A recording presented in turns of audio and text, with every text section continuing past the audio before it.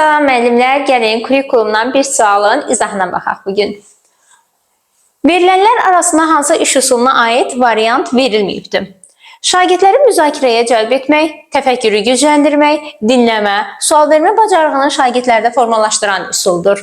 Söhbət burada Sokrat dialoqundan gedir müəllimlər. Baxın, bizə burada verir. Təfəkkürü gücləndirir, dinləmə, sual vermə bacarığını formalaşdırır. Sokrat dialoqu variantlarda biz bunu gördük.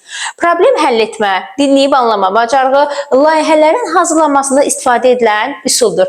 Əgər bizə bu tipdə qarşımıza sual çıxsa, problem həll etmə, dinləyib anlama, layihələrin hazırlanmasında istifadə edilən iş üsulu qızıl dairədir. Biz variantlarda qızıl dairəni də gördük. Şagirdin təxəyyülünü işə salmağa imkan verən üsuldur. Venn diaqramı, proqnozlaşdırma, beyin həmləsi.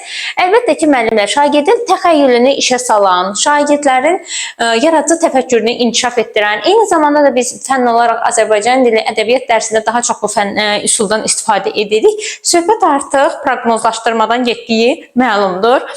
Əşya, hadisə, məsələ, anlayışları müqayisə etmək, onların oxşar və fərqli cəhətlərini müəyyənləşdirmək üçün istifadə olunur. Təbii ki, biz bunu daha çox riyaziyyat dərsində bilirik, amma daha çox bununla da yanaşı digər fənlərdə də biz bundan istifadə edirik. Venn diaqramından söhbət gedir.